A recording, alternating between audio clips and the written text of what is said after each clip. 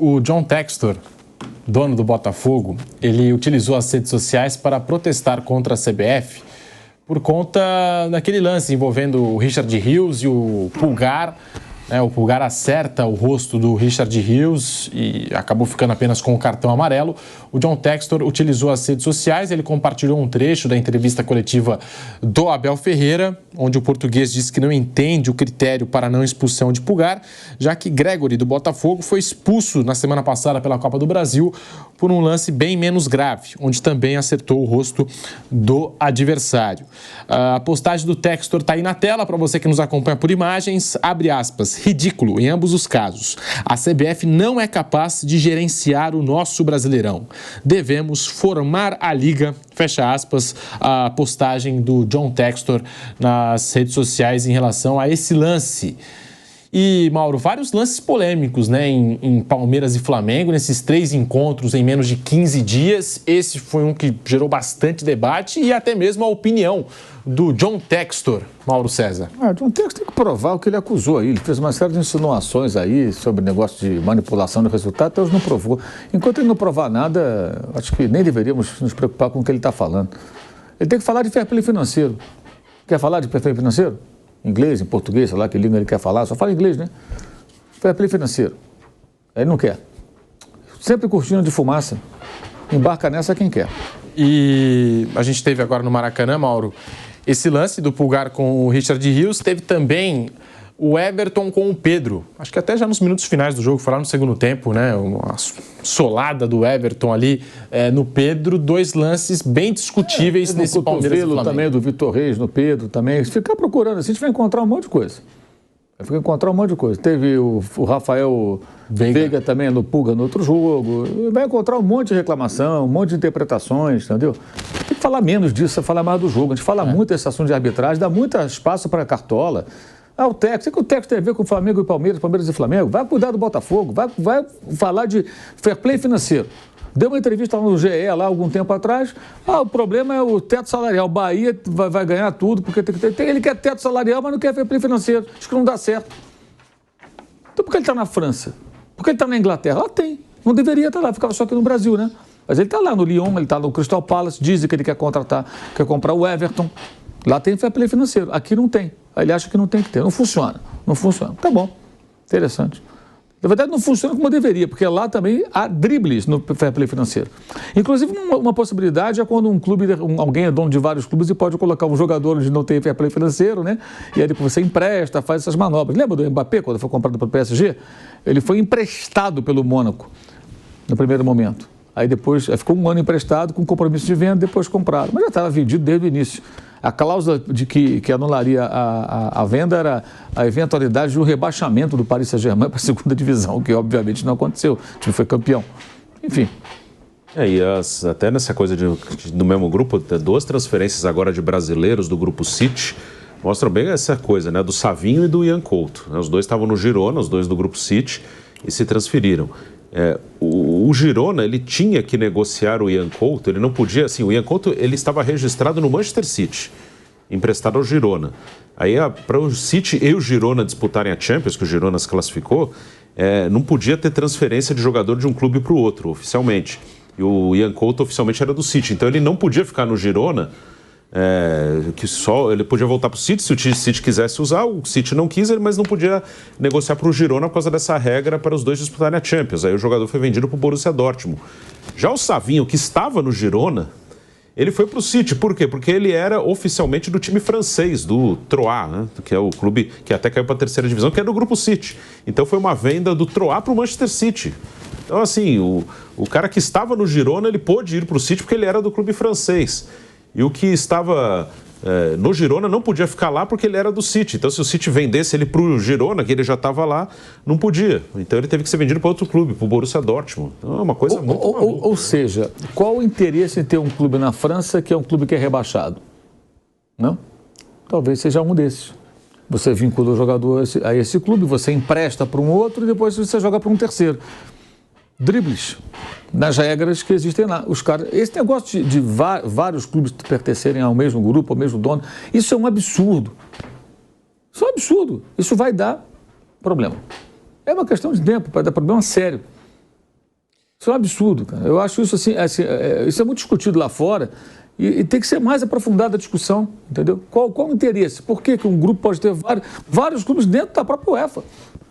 Né? Eu gosto assim que realmente... E aí alguns clubes são o quê? Massa de manobra. Serve para isso. Eu vinculo esse jogador aqui, jogo para lá. O que interesse que tem o Grupo City ter um time que vai embora para a segunda divisão? Não, o jogador está vinculado aqui, mas joga no outro, eu passo para... Terceira divisão da França. Então, qual é o interesse? Vai estar emprestado lá. Né? Até o Flamengo está querendo se meter lá, comprar o Leixões lá em Portugal. Né? Que, aliás, é outra maluquice, outra aventura inexplicável do senhor Rodolfo Landim. Por que comprar um clube em Portugal no momento que você está partindo para a construção de um estádio? Que ideia, qual a justificativa razoável para isso? A imensa torcida do time português não quer. É contra. Eu estou com eles. Há uma manifestação. Sou Leixões. Agora reforçada pela sua torcida. Sempre fui Leixões. Protestando. Vou revelar aqui o meu time em Portugal. Uma coisa aí que o Textor botou também, né? Nós temos que fazer a liga que a CBF não é capaz. Como se fosse a solução de todos os problemas. Vai tudo desaparecer. E não fez a liga porque os clubes não conseguiram se unir em uma liga só, né? É verdade. Nesse ponto, o que parece, a CBF não se meteu muito, assim, de não deixar fazer. Ela está adorando. Os clubes não conseguiram se unir numa liga só. Pô. Era uma coisa só e que rachou. Aí eram 3, aí viraram 2. Aí um que estava numa liga já passou para outra. Os clubes não conseguiram se entender minimamente para organizar uma entidade ali para fazer a liga, para fazer o campeonato.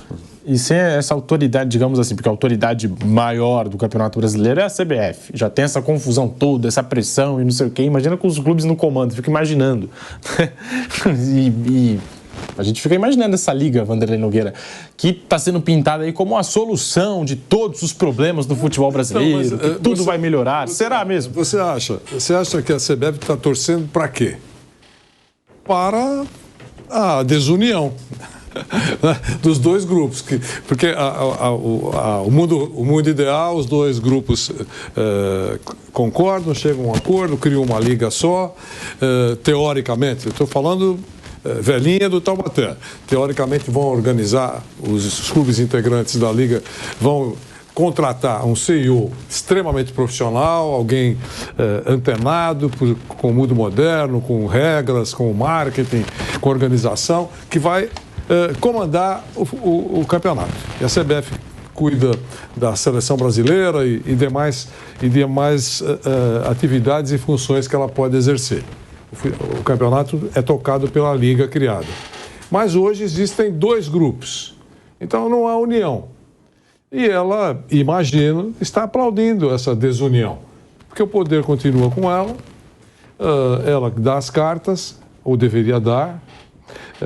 Você veja, as reclamações faz mais de, acho que 2 semanas que não estão funcionando, a tecnologia, os equipamentos da tecnologia na CBF não estariam funcionando. Então, os registros e os boletins, enfim, a súmula dos árbitros estão sendo feitas à mão. Não consegue acessar nada já há dias. Não consegue acessar, só muito tempo. Brincadeiras, né? Muito tempo depois é que se conhece o que o árbitro escreveu. Por que não deixar o site antigo, testa novo?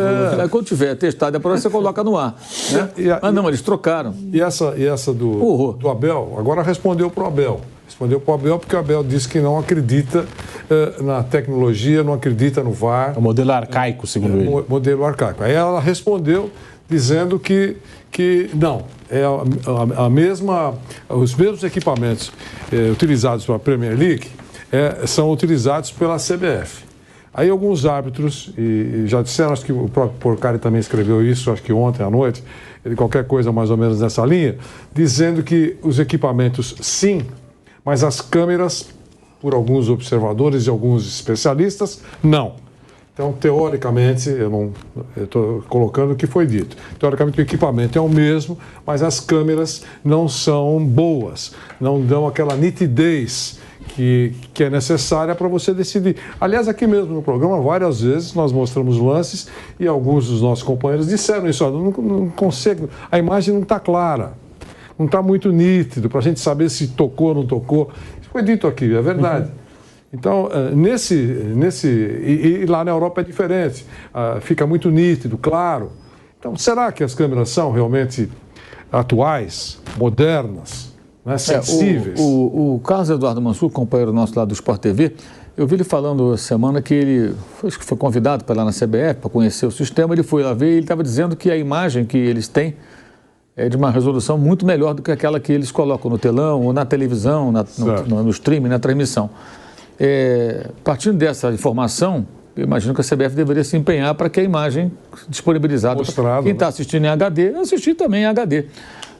Então ele disse que é muito mais nítido. Então, assim, o pessoal do VAR tem uma imagem de uma qualidade X, você está vendo os detalhes que a gente não vê, a gente vê um borrão, né? Vê a lista muito grossa, uma linha em cima da outra, não vê nada direito, né? Porque de fato a resolução eles ampliam, né? E fica uma imagem de má qualidade.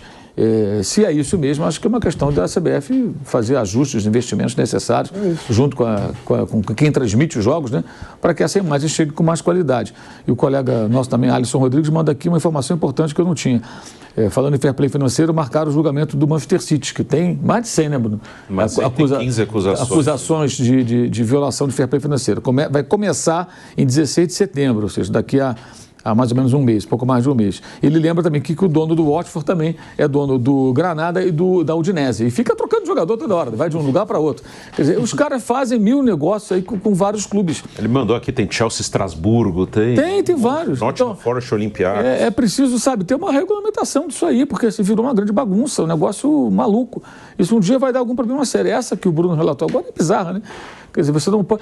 Aí vem a pergunta, por que você tem um time na 3ª divisão lá da França? Por que será? Eu vinculo esse time, empresto para o time na Espanha e eu tenho a liberdade de movimentar para o meu outro time, que é o meu cabeça da estrutura, né? Que é o time inglês, e eu mando para lá. Você repara que assim, aqui no Brasil, o Bahia, o Grupo City faz investimentos e monta um time competitivo. O Bahia tem um time bem melhor do que tinha antes. Mas em outros lugares, como o do Uruguai, como lá na França, são times coadjuvantes. O Manchester City, Torque, né? Torque. Ele não briga com o Peñarol e com o Nacional. O Liverpool foi campeão uruguai outro dia, mas o time do Grupo C fica... Então, qual a intenção de ter esse time? É interessante. E compraram o jogador do Liverpool e botaram no Bahia agora. Pois é. Compraram do Liverpool, então, Luciano Rodrigues. Então, aí pega, contrata o jogador ali mesmo, vincula aqui, passa para o outro. Como durante muito tempo era o Juan Figuer, né, que fazia os negócios com rentistas, né? Eu conheci a cancha do Rentistas ano passado, fui lá ver um jogo. E até fiquei lembrando disso, era o time do Juan Figuer. Tinha o Deportivo Maldonado também, lembra? Também. Também eram os empresários da 3ª divisão do Uruguai, tinham vários jogadores. O William José, Caleri. O Caleri, quando veio a primeira vez para o São Paulo, ele ficou 6 meses oficialmente emprestado pelo Deportivo Maldonado ao São Paulo. E ele nunca jogou lá. Jogadores que eram repassados de clubes. Não sabia mesmo. Ele nunca chegou, acho que, a chegar perto do clube lá no Uruguai, que nada. O William José também, não sei se ainda faz parte desse Venderam, mas ele ficou um tempão como jogador do Deportivo Maldonado. O Caleri também ficou um tempão. O Caleri ficou um tempão também nas mãos desse clube, né?